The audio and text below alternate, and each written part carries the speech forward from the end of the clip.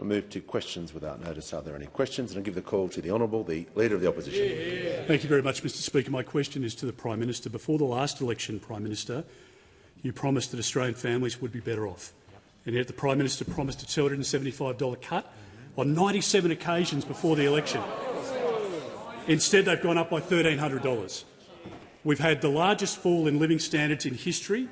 Our country is divided. 29,000 small businesses have gone broke. Order. And this Prime Minister's record adds up to nothing.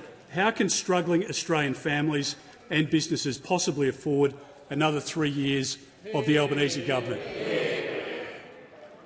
Order. Members on my right. The Prime Minister has the call. I thank the member for his question, and he speaks about division, the great divider of Australian politics, the great divider of Australian politics. And I noted in his talk to the party room this morning, he spoke about the division in their ranks behind him was what he was worried about, Mr Speaker. He was worried about the undermining from those opposite, picking on Angus Taylor, picking on the Shadow Treasurer.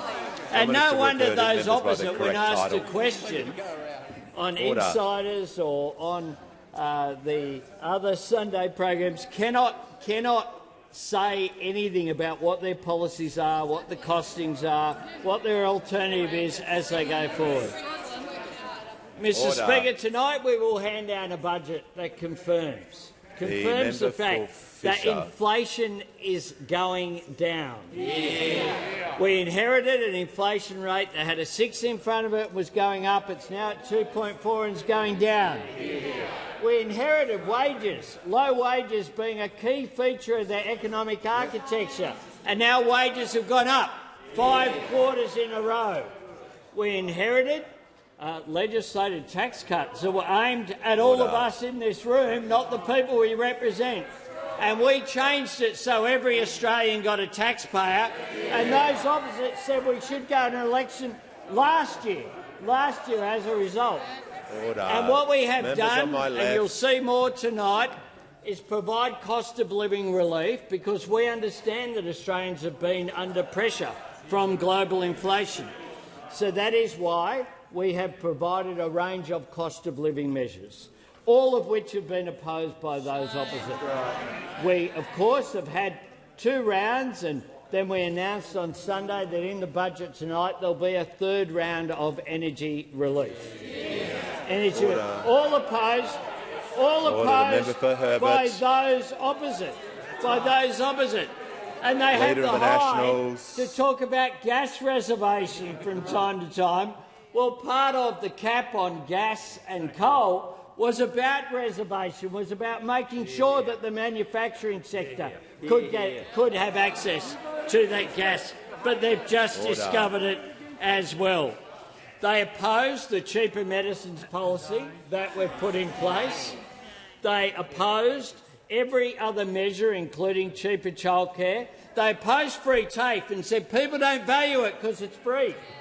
Every single measure that has been put forward, they have opposed, because they don't know what they're for, they only know what they're against. And what they have is secret cuts that they want to implement after the election. Time has concluded. The House comes to order. We'll hear from the honourable member for Chisholm. Thank you so much, Speaker. My question is to the Prime Minister. How will tonight's budget continue the work of building Australia's future, and are there any other approaches? Give the call to the Prime Minister. I thank the member for Chisholm for her question. Well, tonight the Treasurer will hand down his 4th budget, and it's a budget that invests in building Australia's future, a budget that helps every Australian with cost of living, which remains our top priority. Because of the hard work that we have done, the Australian people, our economy is turning the corner. Inflation is down, wages are up, unemployment is low, interest rates have started to fall. And we've achieved this the Australian way, looking after each other, working together, not copying from other countries, but investing in the things that work for us. Now, tonight's budget will deliver new cost of living relief to every Australian in every part of the country. Every household and business will receive another $150 off their power bills. Tonight's budget makes record investment in education. We know that those opposite, when they came to office in 2013, their first budget ripped $50 billion out of health and $30 billion out of public education. And yesterday I announced our schools funding agreement with Queensland Premier David Crisafulli. This brings every single Premier and Chief Minister to the table to make sure that every Australian child can have the resources that they deserve so they can fulfil their potential, so they can be not left behind. A really important reform of which we are very proud. Tonight's budget strengthens Medicare, increased urgent care clinics. Instead of the 50 that we promised, we've delivered 87, and we're going to deliver another 50 on top of that. On top of that, we have the $1.7 billion we've produced for increased hospital spending in the next year. On top of that, of course, it's our cheaper medicines policy. Now, we will make medicines even cheaper, just $25, the same price that they were way back in 2004. And this year, Australians will face a very clear choice. Labor's plan to keep building or Peter Dutton's promise to cut everything. We know that the Leader of the Opposition has a record of gutting Medicare, and we know he has a plan to do it again. He has said if you want to know what people will do, have a look at their track record. And we know he's got to find $600 billion for nuclear reactors somewhere. So when he cuts, the Australian people pay. The test for his budget reply is whether he comes clean on what he's going to cut to pay for his reactors. Order. Give the call to the Honourable the Deputy Leader of the Opposition. My question is to the Minister for the Environment. In recent days, the Prime Minister has expressed no confidence in this minister by introducing specific— Mr. Speaker. The Attorney-General may not like what is being said, but he shall not interject while the Deputy Leader is asking her question, and out of courtesy to her, she'll be invited to begin her question again. My question is to the Minister for the Environment. In recent days, the Prime Minister has expressed no confidence in this minister by introducing specific legislation to curtail and override her powers under the EPBC Act. Under the new legislation, does the minister retain the power to stop salmon farming at Macquarie Harbour after the next election? Give the call to the Minister for the Environment and the Minister for Water. Well, I'd like to thank the former Minister for the Environment for that question and say to her she received the report of Professor Graham Samuel into John Howard's broken environment laws. She had every opportunity as the Environment Minister at the time to fix it, and she did nothing. So what we're doing with this amendment to the Environment Protection and Biodiversity Conservation Act is a very specific amendment that will apply in very limited circumstances to reconsiderations. A very small number of reconsiderations that meet 4 particular criteria. The criteria are that the original decision was not a controlled action if undertaken in a particular manner, that the activity underway is ongoing or recurring, that the activity has been ongoing or recurring for 5 years before the reconsideration application was submitted, and finally, that the activity is being carried on under the supervision of a state or territory government, for example, a state or territory environment protection agency. Under the existing law, as the former Minister for the Environment should know, an activity, including an established industry, could be shut down overnight if an environmental assessment had to commence. The former Minister for the Environment could have fixed this problem. She could have fixed this problem in any way she chose to when she was the Environment Minister, but she didn't. Order. As I said at the beginning of my answer, Mr Speaker, this applies to a very small number of potential decisions. Of the 7,000... I'll listen to the Manager of Opposition Business. Well, thanks, Mr Speaker. The point of order is on relevance. The question asks whether the minister retains the powers. The minister seems to be suggesting that this bill is completely unnecessary and that she does retain the power, but it can't be relevant to the question. Your seat. I'll hear from the Leader of the House. Mr Speaker, the rule on direct relevance applies to the entirety of the question, not just the last few words, and the prelude, the preamble in that question opened it wide up. The Minister was asked a pretty specific question, and I am listening carefully, and she's giving information about the legislation and the characteristics around it.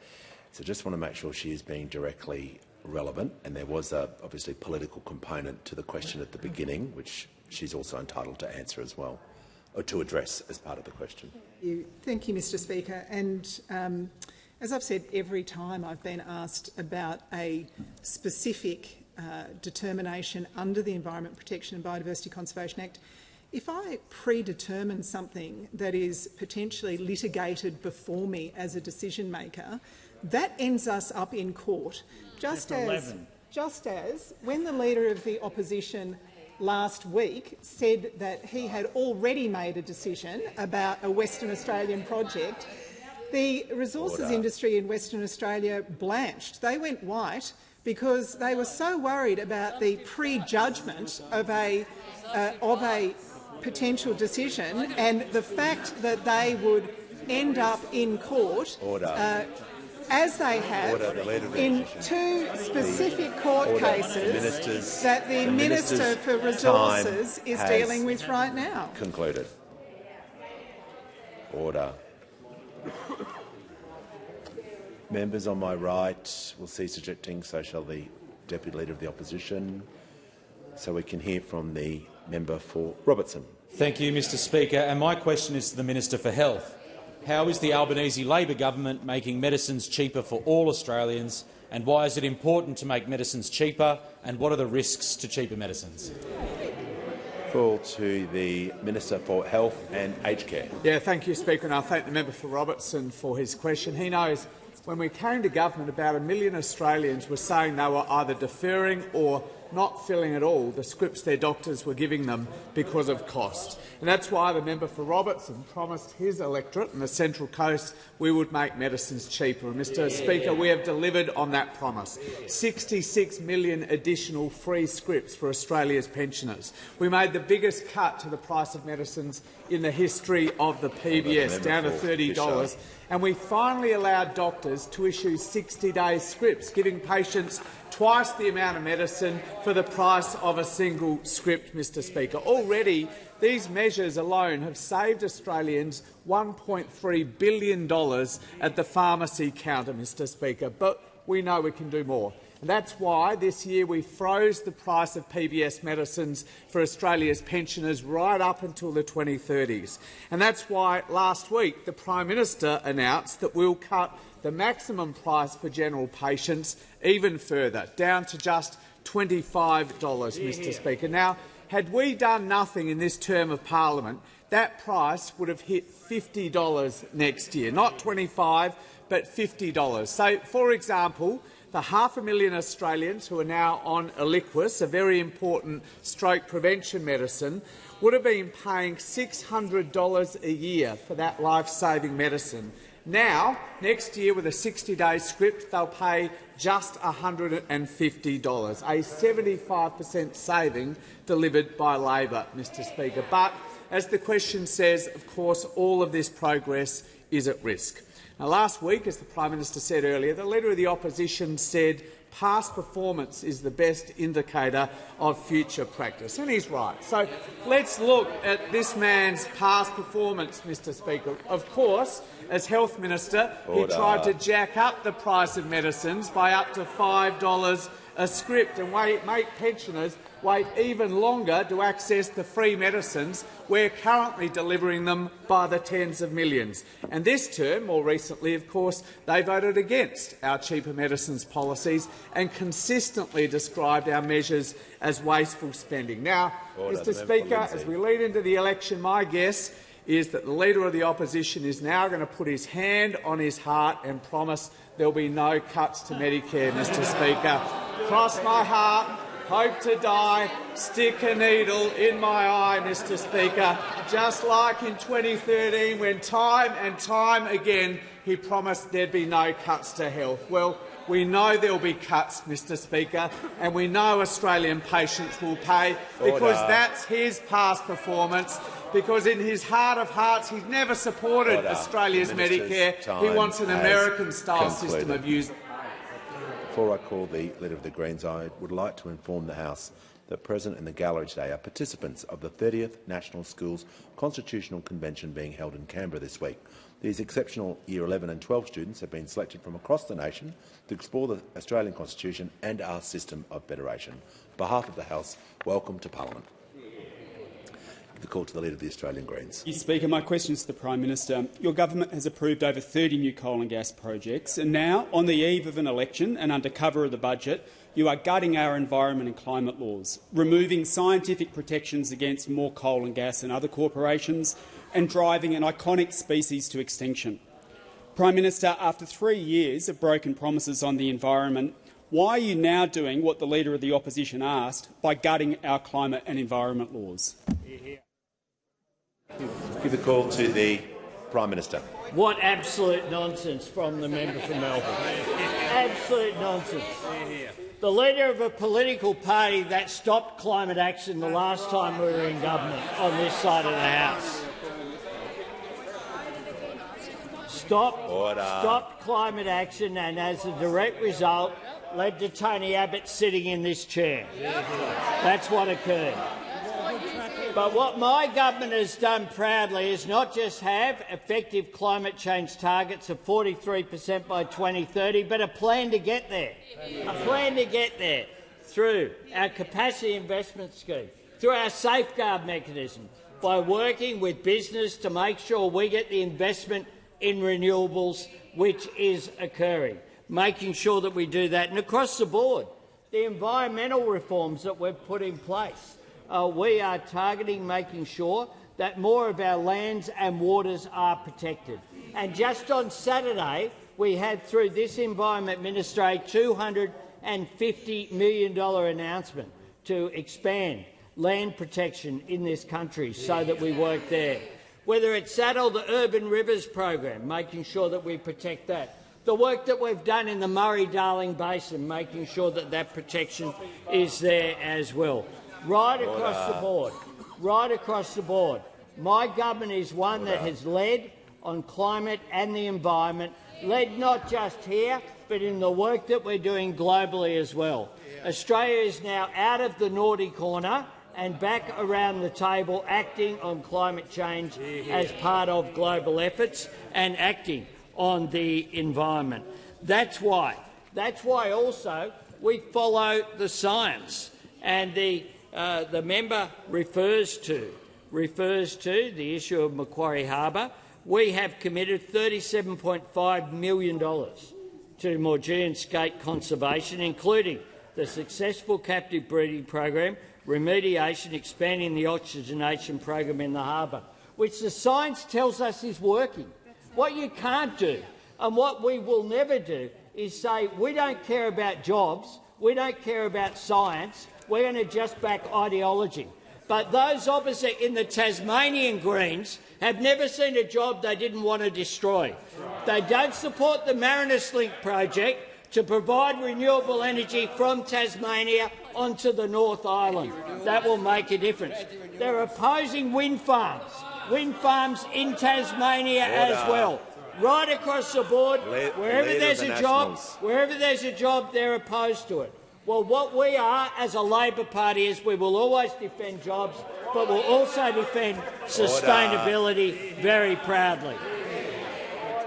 Order.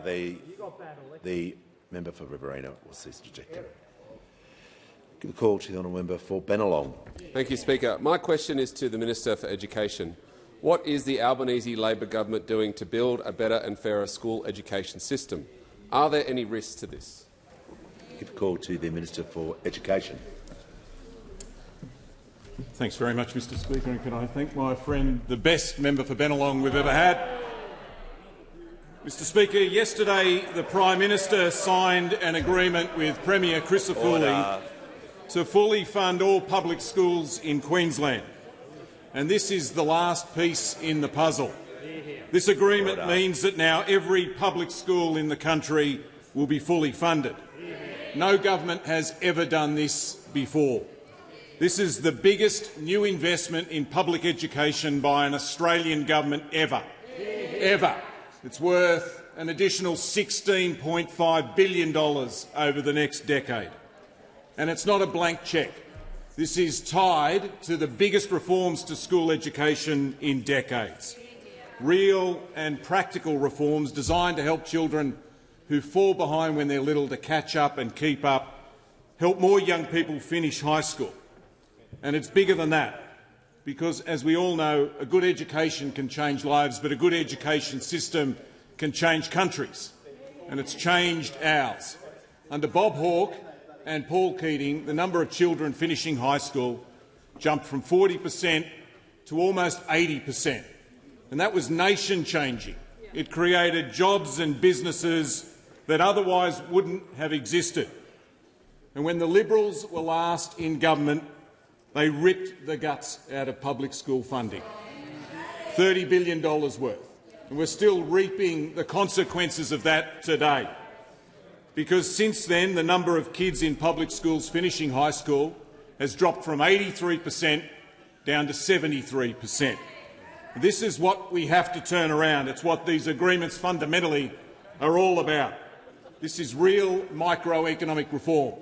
Because if we're going to build Australia's future, if we're going to build the country of our imagination, then we need people to build it.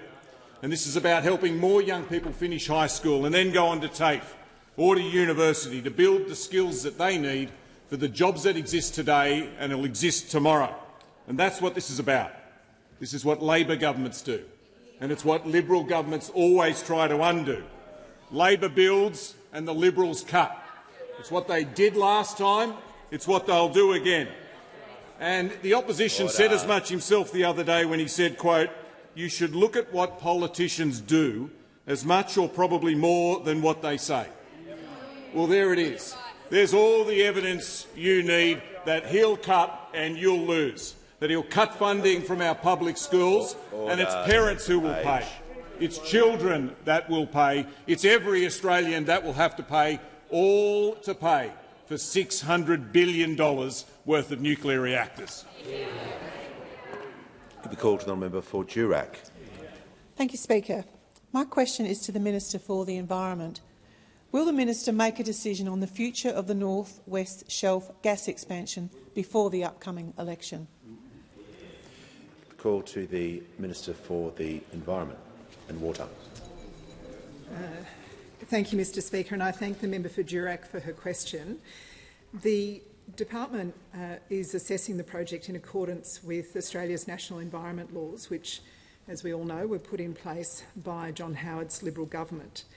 I have consistently, every single time I've been asked about a decision in this place, said that I don't comment on decisions before me. The reason that I don't comment on decisions before me is, as the Minister for Resources can tell you, it leads to court cases. She's been engaged in 2 court cases cleaning up the mess of the previous government, where the previous government and the previous Prime Minister, when he swore himself in as his secret minister, prejudged a decision, made a decision, and it ended up in court. But I can say very clearly that our broad approach will always be to follow the law and to follow the science. And as I said about the Leader of the Opposition's reckless announcement last week, all he did when he made his reckless announcement last week on North West Shelf, which is exactly what I've been asked about. Minister will pause. The manager is going to be entitled to raise his point of order.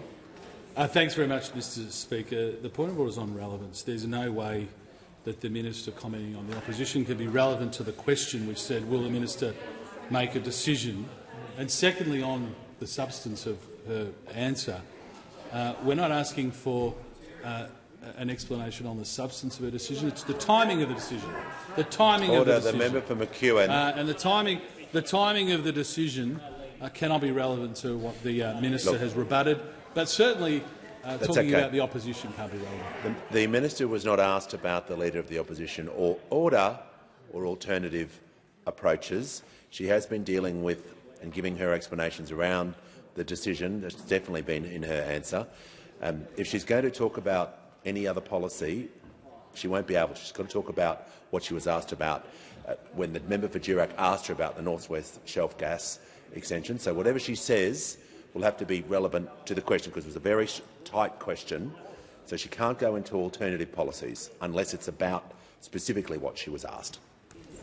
Thank you, Mr Speaker. And I was asked specifically about a decision on the North West Shelf project, and I was asked about the timing of a decision on the North West Shelf project.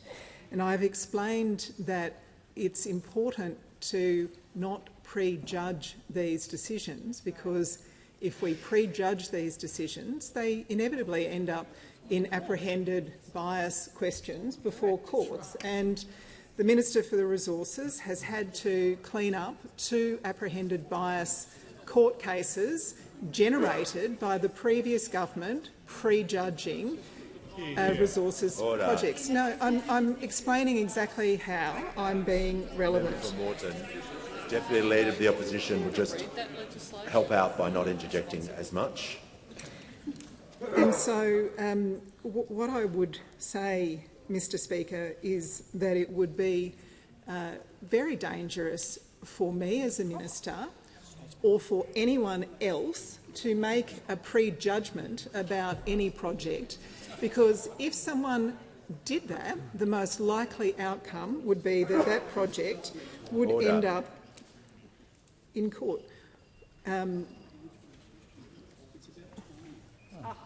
Order.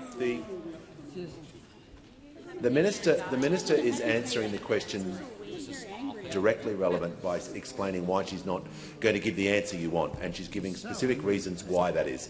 So she couldn't be more direct relevant. She may not give you the answer on the timing, but she's explaining why that's the case. So I can't make her answer the way you'd like her to, but in anyone's opinion, she's being directly relevant. And Mr Speaker, I'll just finish by saying it would be foolish in the extreme to prejudge a project like this, because it just ends up in court, like your last ones did. Be called on member for Reid. My question is to the Minister for Climate Change and Energy. How has the Albanese Labor government prioritised acting on energy prices? What would alternative energy policies mean for household bills and the budget? Order. Look, we're just going to take the temperature down on this one.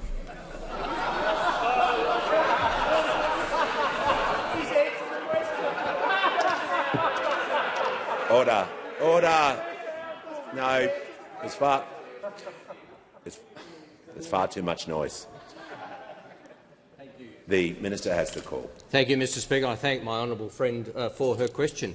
And of course, the Albanese government has prioritised urgent action on relief for households when it comes to energy prices, with 3 rounds of household energy bill relief, Mr Speaker. 3 rounds, 2 of which were opposed by those opposite, and a third which was announced by the Prime Minister and the government on the weekend, of an extra $150 worth of support for Australian families, because that's what Australian families need and deserve, Mr Speaker.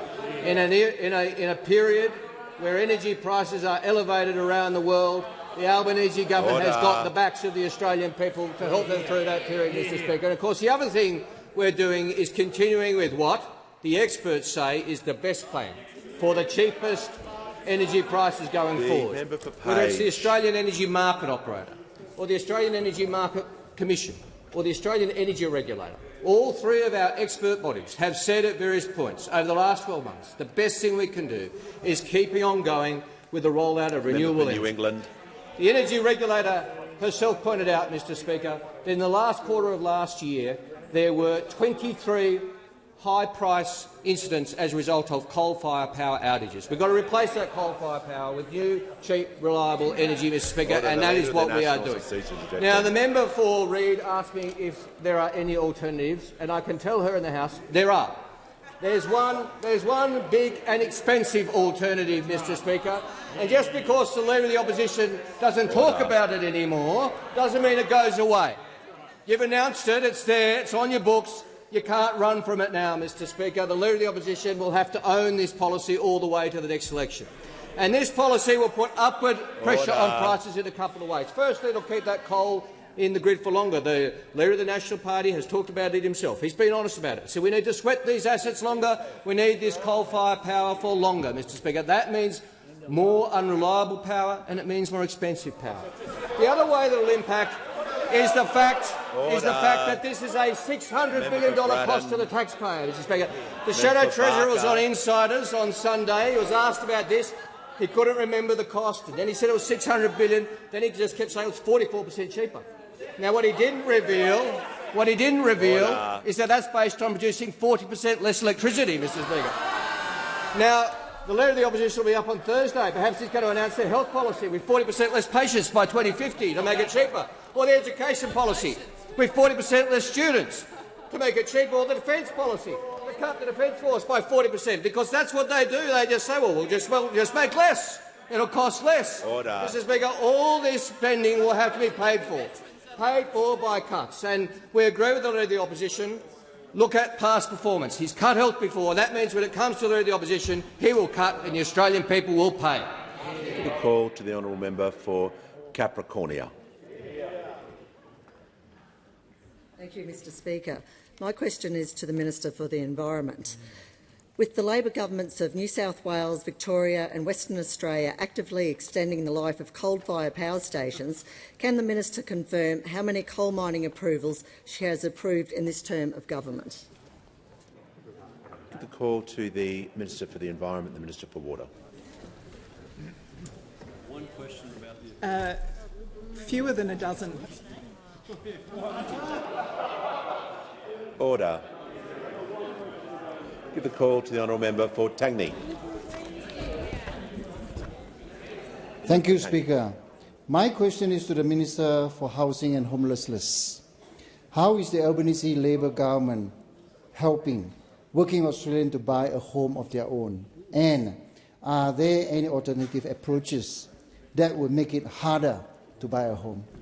Call to the Minister for Housing and the Minister for Homelessness. Thank you so much, Speaker, and I want to thank my friend, the member for Tangney, for his question. He's a fantastic advocate for more housing in his community and right here in the parliament. Speaker, we all know that we're in the midst of a housing crisis that's been a generation in the making, and after a decade of complete neglect by those opposite, we're tackling this problem from every angle. We know that the long-term fix here is to build more homes, and that's why we're working with the states to build 1.2 million homes over 5 years. And it's why we're making those huge generational investments in social and affordable housing. But, Speaker, first home buyers need our help right now. That's why we've expanded the Home Guarantee Scheme. 150,000 Australians have gotten into home ownership through that scheme since we've been in government, and there's more help on the way. Now, Speaker, after many months of blocking and delay by the Liberals and the Greens, Labor's Help to Buy scheme is coming. This scheme is going to support 40,000 nurses, aged care workers and childcare workers that live in our communities to get into home ownership. They'll do it, Speaker, with a 2% deposit, and the Australian government will help with 30 or 40% of their mortgage. Speaker, as part of the budget, we've expanded the eligibility for that scheme so that more Australians can get that help, to those on middle incomes and to many more homes around the country. Now, Speaker, we're making real progress on housing. Since we've been in government, 500,000 homes have been built around the country. We've got 28,000 social and affordable homes that are in planning and construction. 1 million Australians are getting an increase in Commonwealth rent assistance of 45%, 150,000 first home buyers assisted, and housing approvals are up by 22%. Now, Speaker, there's a lot more work to do here. Housing's been central to our first term, and if we're re-elected, it will be central to our second. Now, I want to contrast that with those opposite. Remember, Speaker, they didn't ever have a housing minister for most of the decade that they were in office. And get this one, Speaker. Did you know that for the entire first 2 terms of the coalition government, they didn't build a single social and affordable house around our country? Not for the entire first 2 terms. And of course we know that they want to cut $20 billion of investment in housing funding in the middle of a housing crisis. But I'm asked for alternatives on home ownership, Speaker, and there's one that really stands out here. It's a real doozy, Speaker, and that is the dud super for housing policy, Speaker. Now, if you went into a laboratory and tried to cook up a way to make the housing problem worse, this is the policy that you'd end up with. It's going to increase house prices by about $92,000 on average across our capital cities. Just pause. It'll leave young Minister, the member for New England is continually interjecting. I've already warned him. He's now officially warned if he interjects one more time, he'll leave the chamber. It's just not acceptable to be continually interjecting during a minister's answer, no matter who they are. The minister has the call. Thanks, Speaker. And of course we know this policy is going to leave young people worse off in their retirement. It's going to facilitate a massive intergenerational wealth transfer from the young people who are up here in the gallery to that older property-owning generation. Speaker, it's rare for me to agree with the Leader of the Opposition, but on this occasion I will. He was asked about this proposal in 2017. He said it's just not good policy. Well, for once, he was actually right. Order. Call to the member for Fairfax. Oh, the member for Capricornia is seeking the call. Thank you. She has the call. Thank you. Order. My Capricornia has the call. My question is to the Minister for Environment. I refer to the minister's last answer. Can she confirm if she approved more than 6 to 12 coal projects? Order. Order. No, the member's asked. She's asked a question. Would the minister like to? Yeah. Order. Just for clarity, I'm just going to. No, that's okay. We'll do it right. The member is entitled to ask any questions, and she's going to be given the courtesy, and she'll ask the question again. Thank you. So I refer to the minister's last answer, where she said that she had approved less than 12 coal-fired coal mines. Can the minister confirm what the number was between 6 and 12? The minister has the call. Okay. Well done, Michael. Order. I thank the member for her question. The number of coal mines or extensions approved is 10. 4 have been cancelled. Gas projects, there have been 3 extraction projects approved, and renewables, more than 80 have been approved. And there are about another 130 in the system, which I think is a real indication of the way our economy is changing. I understand why the Liberals and Nationals are sensitive about this, because they were warned when they were in government that there were 24 coal-fired power stations facing closure, and they did absolutely nothing to prepare for those closures.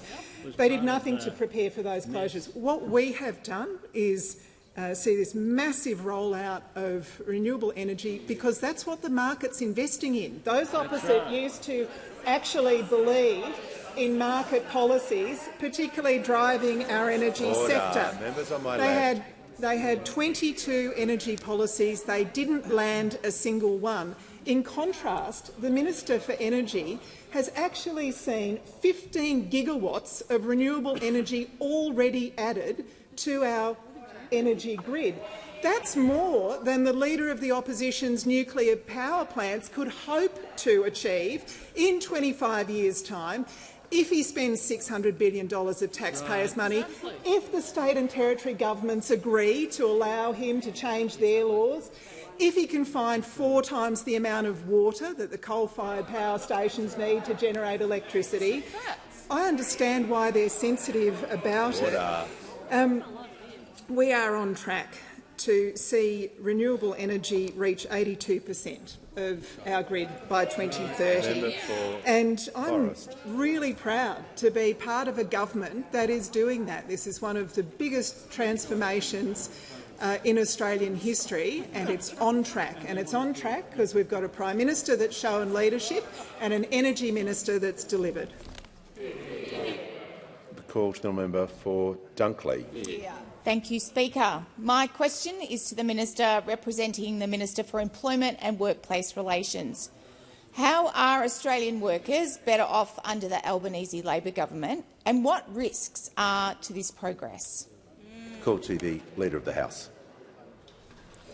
Thanks very much, Mr Speaker, and thanks to the member for Dunkley for asking a question about the economy and about cost of living, because it's only every second question that you realise that's an issue in Australia, because when we hear from over there, on budget day of all days, they've abandoned any discussion about what might be happening in Australian households. Completely abandoned it. There's a series of changes that we've made to workplace laws that have improved people's flexibility and have improved how much money they are getting into their household every single payday. Changes that have been made because of reforms that this side of the House, that the Albanese Labor government have taken to the parliament, that are now finding their way into improved outcomes for the wages of every working Australian. Now, every single one of those changes, those opposite opposed. Every single one of them. And bit by bit, they're gradually letting on that, yes, not only did they oppose them on the way in, they're now wanting to cut them if given their chance. And every Australian worker knows that simple truth that when he cuts, they will pay. When he makes cuts, they will pay in their pay packets every time. Some of the issues he tries to dress up, like we had the whole conversation about working from home. And yet, what was his solution? His solution was job share. Job share. Job share means pay cut. If you've got a full-time job where some of those shifts you're working from home, which some people, you think of the way people can be packed up in traffic in my part of Sydney, you can understand absolutely why some people want this flexibility. If the only answer is job share, that means pay cut. When he cuts, people pay for that. He also wants to scrap the right to disconnect, where he's making sure that people would work longer for less. Once again, he'll cut people's entitlements, they'll pay with the outcomes. But it's workers across the board. Take just one workplace that the Leader of the Opposition might have heard of. One of the changes we made was to get rid of zombie agreements. One workplace had an agreement that had been struck in 2007, meant to have expired in 2012, was still running in 2022. At this workplace, as I say, he will have heard of them, they run some restaurants. The workers were receiving no weekend penalty rates. Some of the workers were receiving no public holiday penalty rates. Some of the workers were being paid 38 hours but working 50 hours. The company was Merivale, and once again the Leader of the Opposition is making it clear he'll cut and workers will pay. Concluded. Give the call to the member for Kennedy. Prime Minister, your completion of the Great Inland Highway cuts 1,800 kilometres off the round trip to Melbourne, but there's only intermittent connections to Cairns Paradise Coast tourism, and it's 13% of Australia's farm produce. A tunnel would have rescued 400,000 people trapped last month, resulting in 4 deaths. Brisbane's population 1.2 million. Its Olympics get 62 billion. Brisbane tunnels 36 billion. North Queensland gets nothing. Prime Minister, please give North Queensland diversion of the Upper Herbert, the Seymour-Gairloch Bridge, 1 kilometre bridle tunnel, and Queensland governments past and present a kick in the head.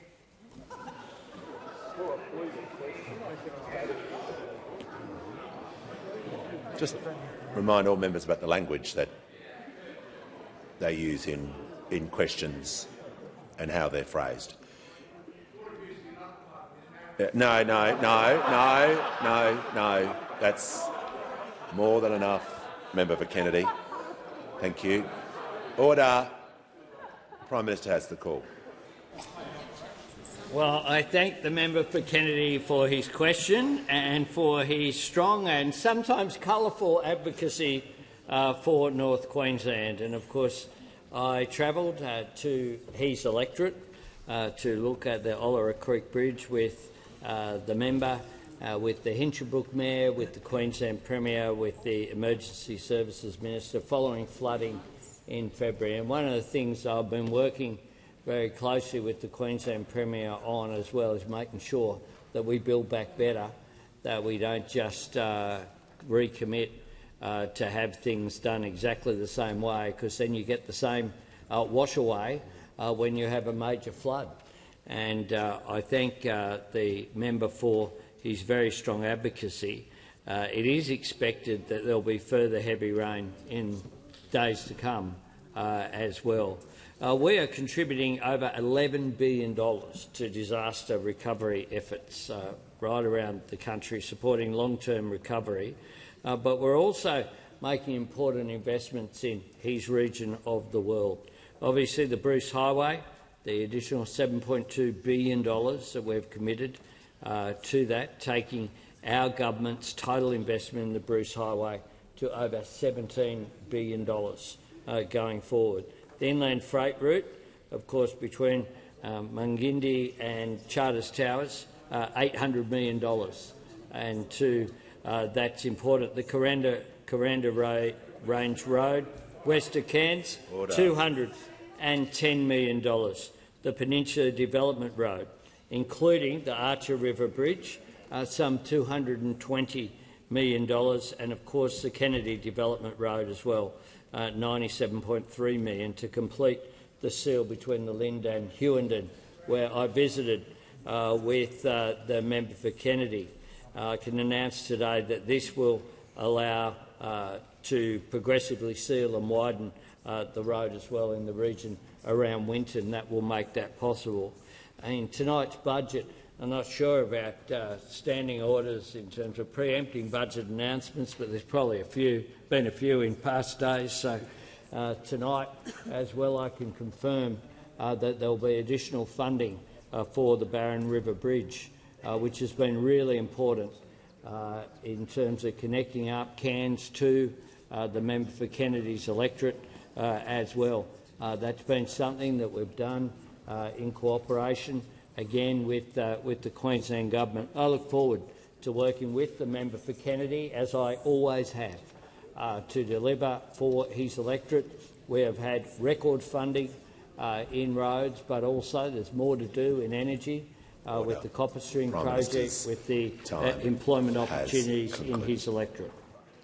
The call to the member for Hasluck. Thank you, Speaker. My question is to the Minister for Veteran Affairs and Defence Personnel.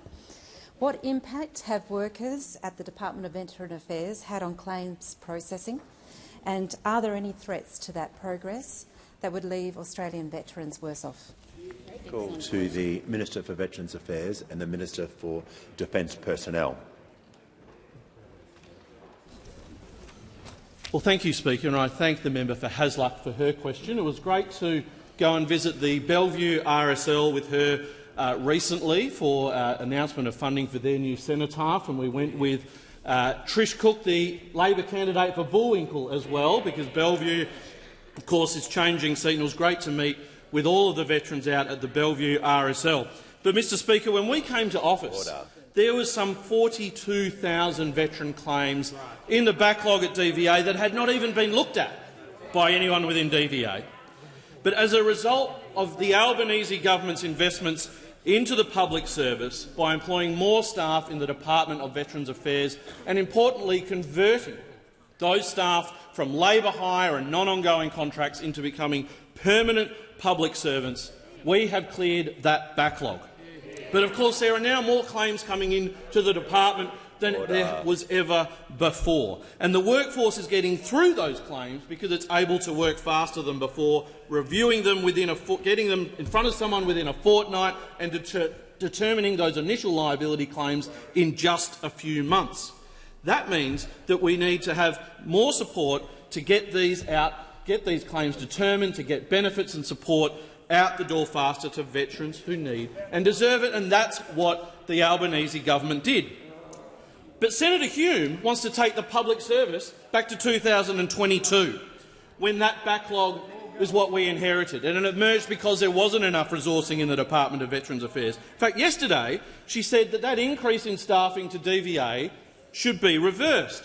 So we've had the opposition leader saying he wants to roll back the additional public servants under this government. Then they said, oh, no, it won't affect frontline staff. And then yesterday, Senator Hume said she specifically wants to cut back on the frontline claims processing staff in the Department of Veterans Affairs. Well, I say to the Senator and I say to the opposition that only in February the Secretary of DVA said in estimates any reduction in staffing numbers would have a rapid impact on decisions. They would start to sit for longer with the department for allocation and for decision. New backlogs would begin to emerge because there would not be the same number of staff as there is every day now to make those decisions. Veterans would wait longer for those determinations and would not be receiving their benefits. So we would see a return to the bad old days of the previous Liberal government, where we'd see a re-emergence of backlogs, where we'd see veterans waiting and not receiving the benefits that they need, the benefits that they deserve to be able to receive. So I have a message to Australia's veterans, that when it comes to the Leader of the Opposition, when he cuts, you pay.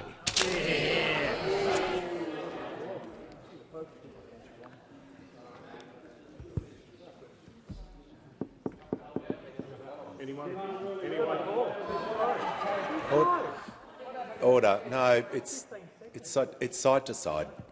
Just order. Well, I hope it cuts both ways when that happens. Okay. Order. Give the call to the member for Flinders. Thank you, Mr. Speaker. My question is to the Minister for Infrastructure and the Minister representing the Minister for Women. Has the Minister asked her department to identify how much taxpayer money has been siphoned to organised crime through the CFMEU on infrastructure projects, and if so, what action has she taken as a result? Order. Member for Bruce. The Minister for Infrastructure, Transport, Regional Development and Local Government has the call. Thank you. I'll answer that in my own capacity as the Minister for Infrastructure, who is responsible for the agreement that we have between every state and territory on the delivery of infrastructure projects. Be in no doubt, the behaviour that we've seen from the CFMEU is absolutely unacceptable, and this government has taken the strongest possible action to actually deal with it. 10 years, you talked about it, but you didn't actually do anything about it. This government has placed the union in administration, which means, and the reason that some of these issues are now coming to light is because of that. Just the minister can pause. The Deputy Leader of the Opposition screaming across the chamber, other members interjecting, the member for Fisher's on a warning, the member for New England's on a... The minister is answering directly a question that she was asked by the member for Flinders. How about we just tone it down, just listen to what the minister is saying. She's providing information to the House, and she deserves to be heard in silence. She has the call. Thank you. And as I said, that we have taken the strongest action by placing the CFMEU in administration, and some of the issues that are now coming to light are coming to light because it is in administration. and we are dealing with those issues. From an infrastructure point of view, what we did, obviously, we supported this, the appointing of the independent administrators. We asked the Fair Work Ombudsman to undertake a targeted review of all enterprise agreements made by particularly the Victorian branch of the construction division of the CFMEU that apply to the big build projects. We requested that the AFP investigate allegations and work cooperatively with state police to investigate and prosecute any criminal breaches.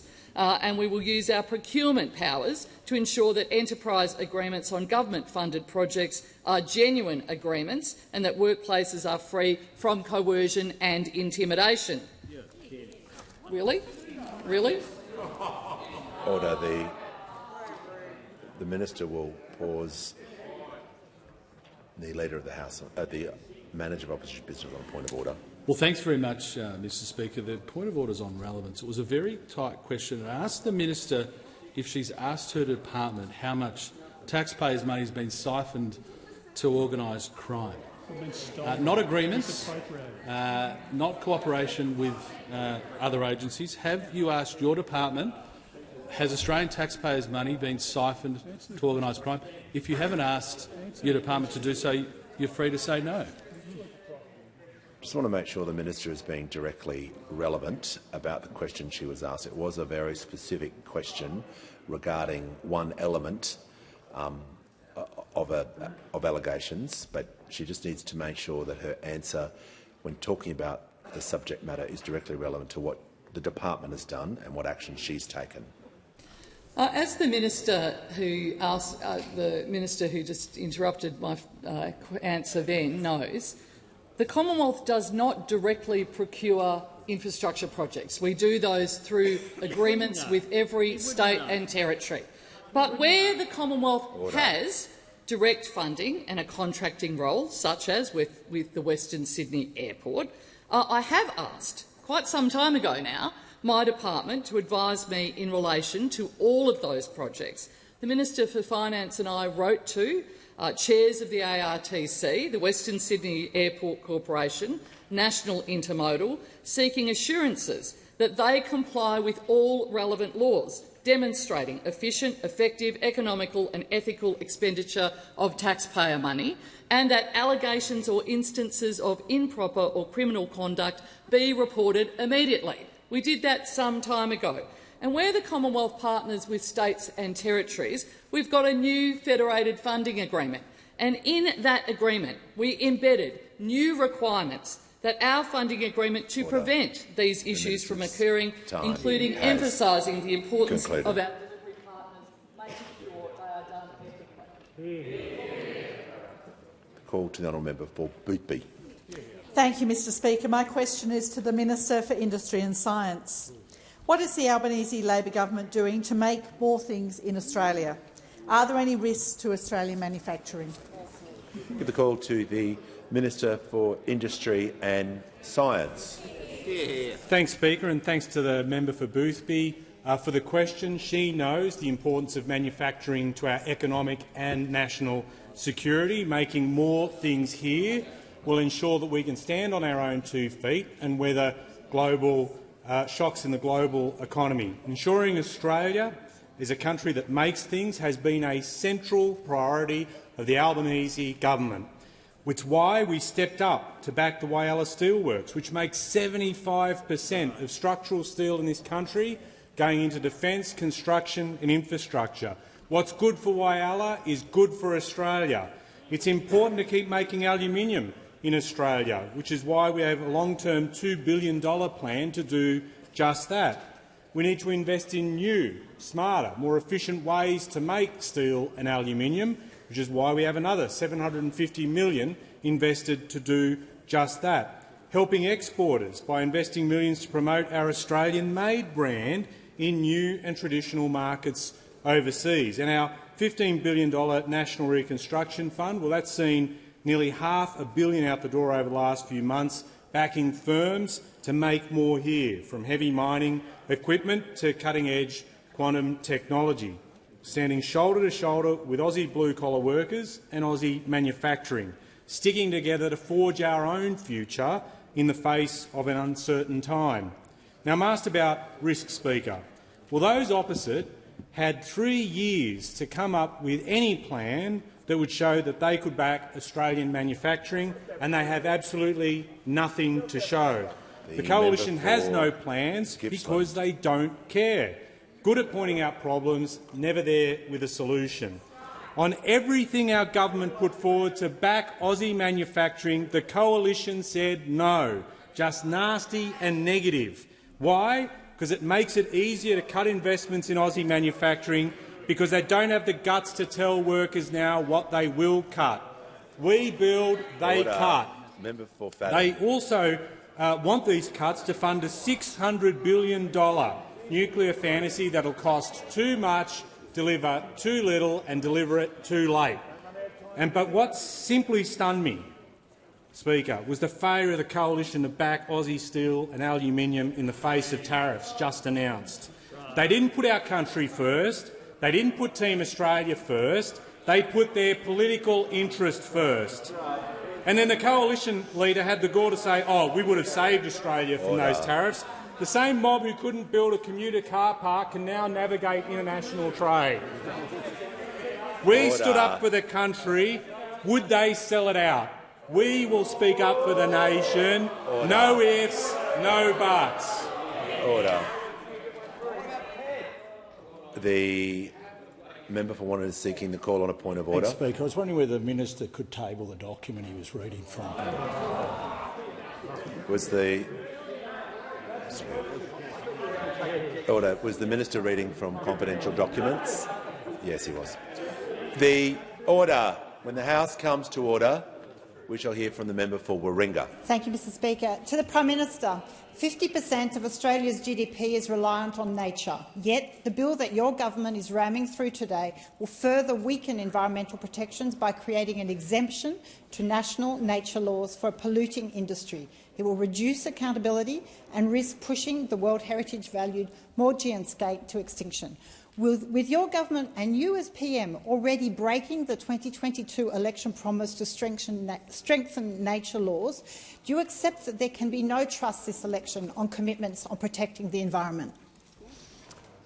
Call to the Prime Minister. I thank the member for Warringah for her question, but let's be very clear about what happened with our environmental laws. We went to an election in 2022 saying we would have a National Environmental Protection Authority. That legislation passed this House and sat over there in the Senate for month after month after month, while crossbenchers tried to connect it up with a whole range of other issues that were not related to the legislation that was there. Publicly, they did it. This isn't any secret here. That is what they said. They said unless you take action to stop all forestry, unless you do a whole range of things that they wanted connected to that legislation, they would not pass it. And then when the legislation was eventually before the Senate, the crossbenchers, including Fatima Payman, who was elected as a Labor senator but ratted on the Labor Party to sit on the crossbench, made it clear that she would not. Having received under about 0.1% of the vote, said she would oppose that legislation along with other crossbench members. So be careful what you vote for when you vote independent, because you never know what you will get. What you know from us is we will stand up for the environment. The Greens political party held up that legislation and refused to vote for it for month after month after month. If they had voted for it, they could have at any time. Not only did they not vote for it, there were deferrals just like there was over housing legislation, just like there was over so many issues. Them standing in a corner pretending that they had no responsibility. We have 25 votes in the Senate out of 76. I suggest if people want Labor government legislation, they should vote Labor in both houses when it comes to the election coming up. Order. Order. The Members on my left will cease interjecting, because I'd like to hear from the member for Werriwa. Thank you, Mr Speaker. My question is to the Minister for Social Services. How has the Albanese Labor government helped Australians receiving income support payments? What approaches would leave Australians on these payments worse off? The call to the Minister for Social Services and the Minister for the National Disability Insurance Scheme. Well, thank you, Speaker, and I'd like to thank the member for Werriwa for her question and for her advocacy for families and people in her electorate. Of course, throughout this term of government, Labor has been working hard to support every Australian deal with the global cost of living pressures that they're under, and that includes people on income support payments and, of course, family payments. Now, we know that it's been tough for many people, and that's why the Albanese Labor government has worked hard to bring inflation down, get wages moving, keep unemployment low and ease cost of living. Now, this, of course, includes action to strengthen our social security safety net, to raise working-age payments and student payments, to give single parents more support and boost Commonwealth rent assistance to help people manage rental pressures. Now, alongside that, we also have our regular indexation to ensure that payments keep pace with cost of living.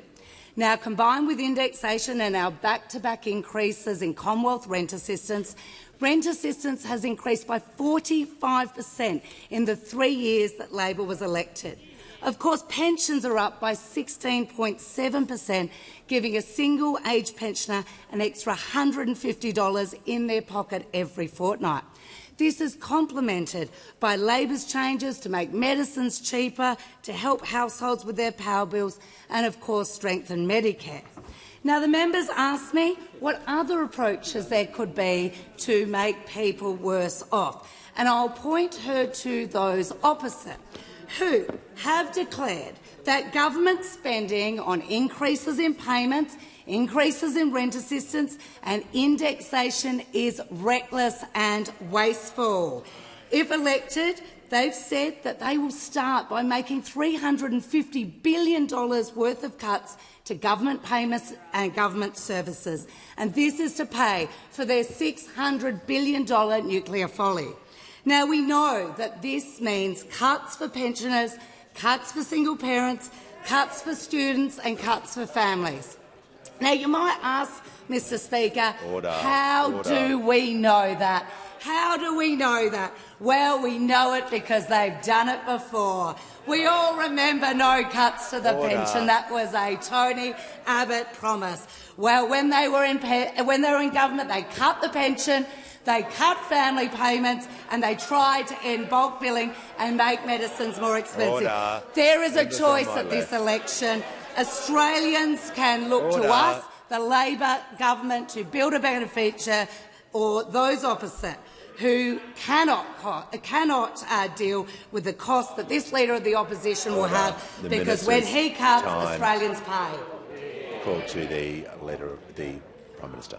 Ask the further questions be placed on the notice paper. Just before members leave the House, I have a short statement to make about proceedings to the budget in budget reply. I ask all members to note the usual arrangements in place for Budget Week and, importantly, the courtesies that will apply to the Treasurer's budget speech this evening and equally to the Leader of the Opposition's speech and reply on Thursday evening. As with all proceedings of the House, the member with the call is entitled to speak without interruption. In accordance with precedent, should I determine that a member be required to leave the House under Standing Order 94A, the member will be advised by written note. I ask all members to ensure that their guests arrive at the galleries in good time to undertake the secondary security clearance and to be seated by 7:10 p.m.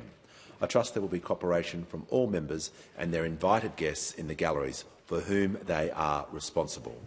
To finish off, for the information of members, the speech clock will be on, but only as a guide. There is no time limit for the Treasurer or the Leader of the Opposition for this debate. I thank the House. I present the following quarterly report by the Commonwealth Ombudsman under Section 712F6 of the Fair Work Act 2009 for the period 1 July to 30 September 2024, corrigendum to the Department of Parliamentary Services Annual Report 2023-24 and the Auditor General's Audit Reports numbers 24-28 for 2024-25 Details of the reports will be recorded in the votes and proceedings. We'll call the Leader of the House for papers. Thanks, Speaker. These documents are tabled in accordance with the list circulated to the honourable members earlier today. Full details of the documents will be recorded in the votes and proceedings.